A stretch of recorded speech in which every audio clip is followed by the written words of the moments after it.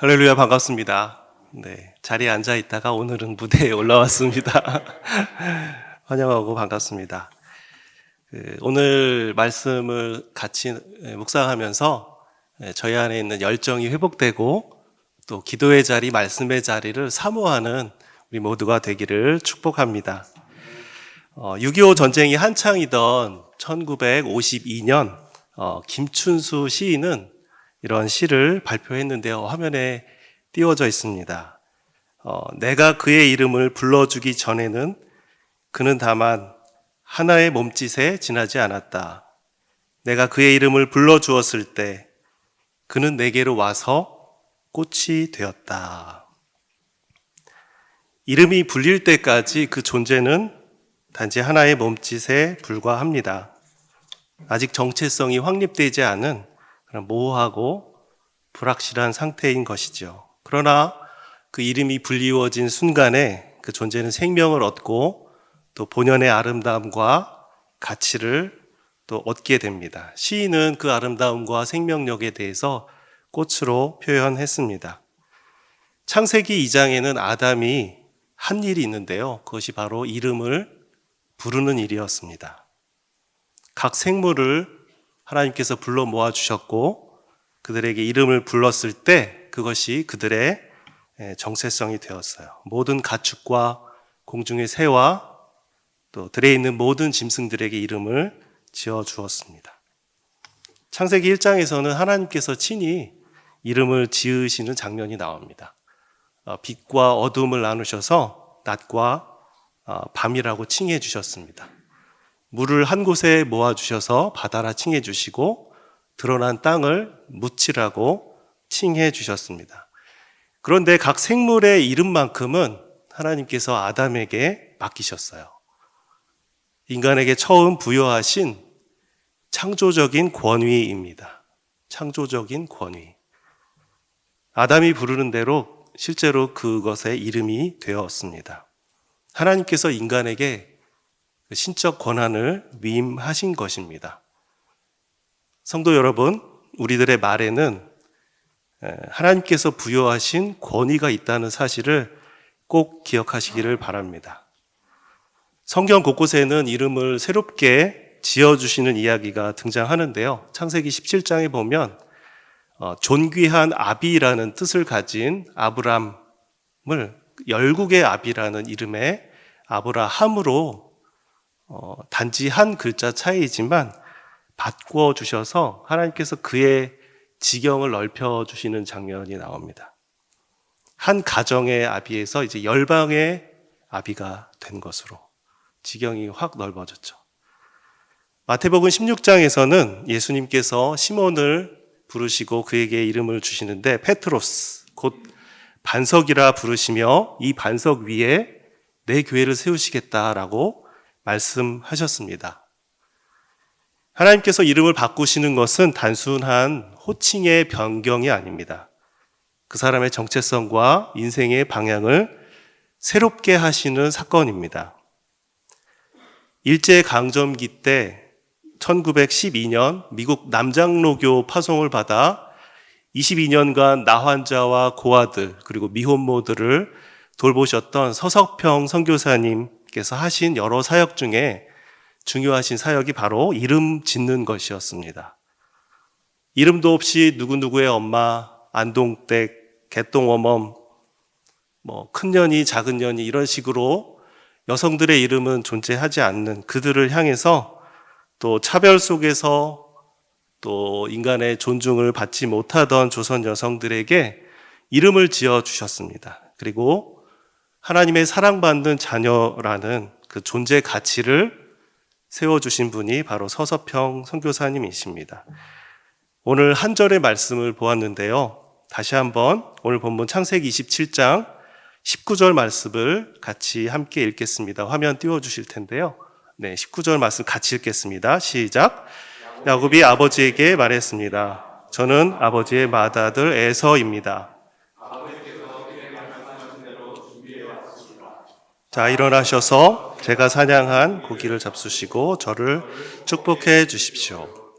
아멘. 내가 누구냐? 내 이름이 무엇이냐 묻는 아버지 이삭의 질문에 야곱은 대답합니다. 저는 에서입니다. 이상한 대답이죠. 네. 아까 화면을 보셔서 아시겠지만 이삭은 나이가 많아서 바로 앞에 있는 야곱을 알아보지 못했습니다. 눈이 어두워서 잘 보지 못하고 있었습니다. 야곱은 그런 아버지를 속이고 있습니다. 왜 자신이 아닌 다른 이름을 말하고 있는 걸까요? 야곱은 늘 형 에서가 되고 싶었습니다. 매끈한 자신의 피부 대신에 구릿빛 피부에 온몸에 털이 덮인 야성이 넘쳐지는 그런 형의 남자다운 형의 모습을 담고 싶었습니다. 그래서 태어날 때부터 그는 형보다 먼저 나오고 싶어서 그 형 에서의 발꿈치를 잡고 나왔다.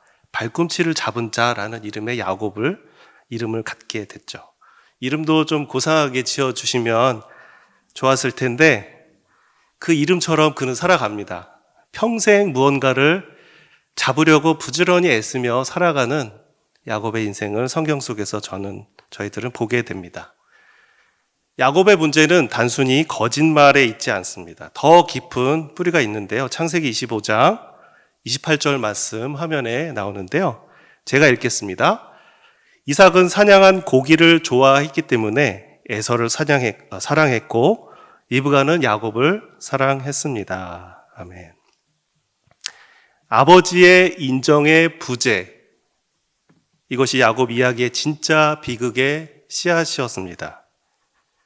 두 아들에 대한 부모의 사랑이 갈라서는 순간 비극은 이미 시작된 것입니다.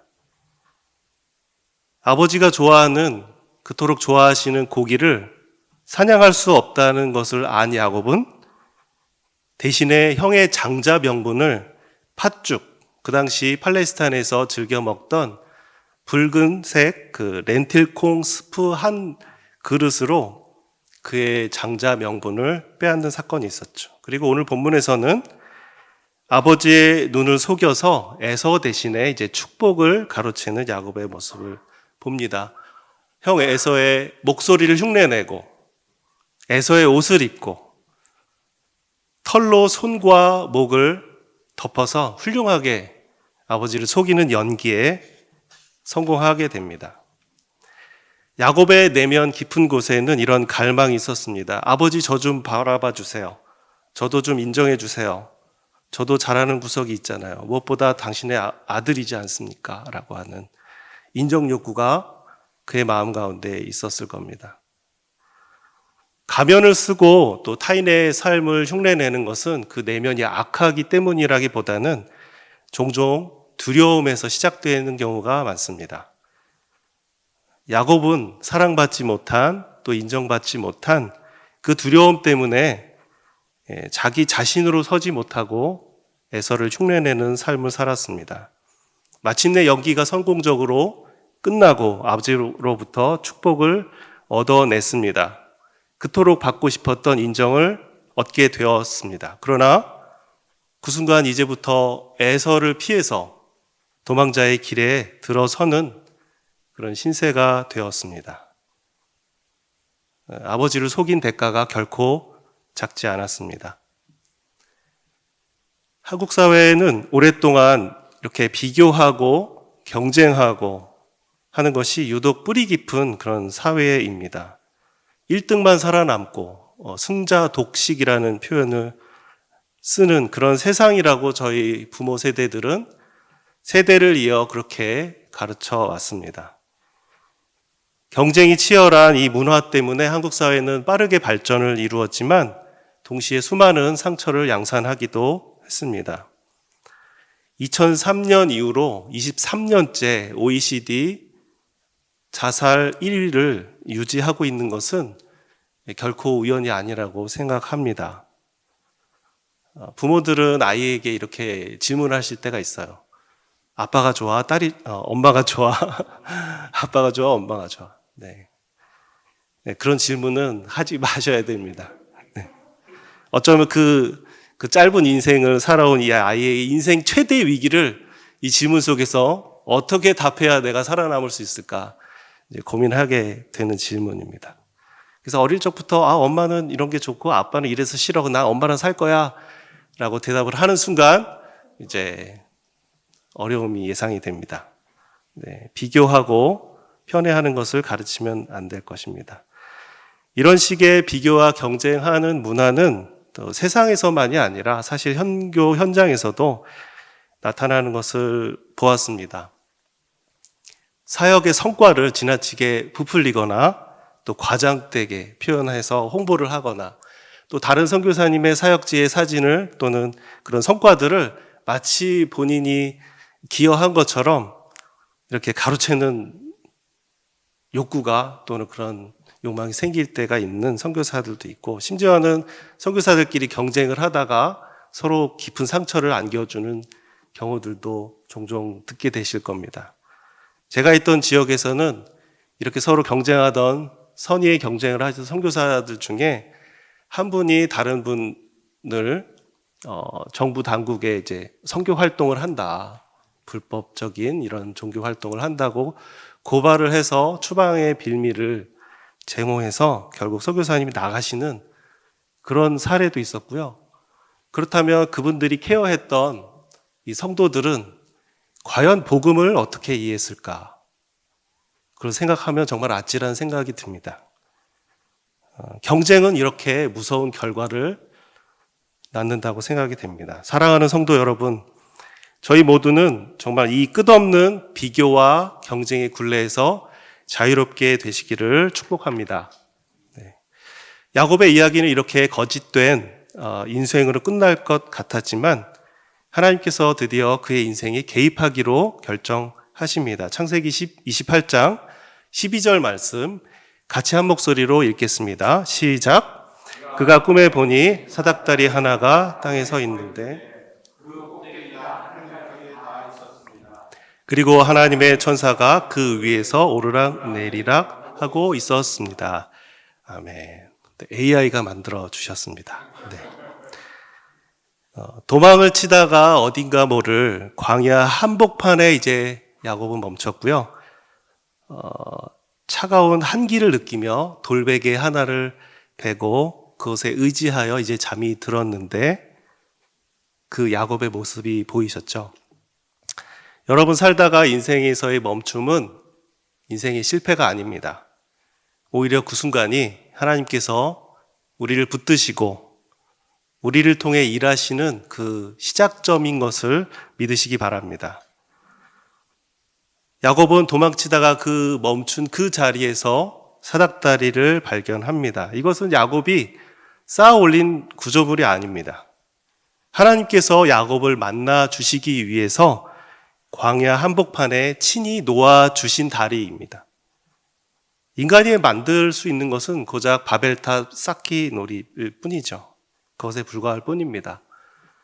우리가 하늘에 닿으려고 그렇게 높이 올라가고자 해도 하나님께서 친히 내려오시지 않으면 저희들은 만날 수 없는 것이죠. 은혜는 높은 자리에서 어서 이리로 올라오라고 손짓하지 않습니다.